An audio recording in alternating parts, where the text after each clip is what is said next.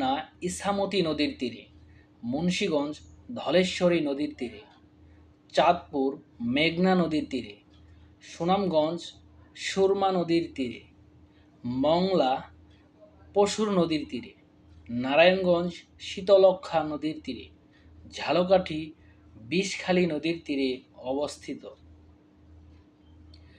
ঠাকুরগাঁও টাঙ্গর নদীর তীরে, ভৈরব মেঘনা নদীর তীরে, শেরপুর কংস নদীর তীরে, টাঙ্গাইল যমুনা নদীর তীরে, পঞ্চগড় করতোয়া নদীর তীরে, কুড়িগ্রাম ধরলা নদীর তীরে, কক্সবাজার নাফ নদীর তীরে অবস্থিত।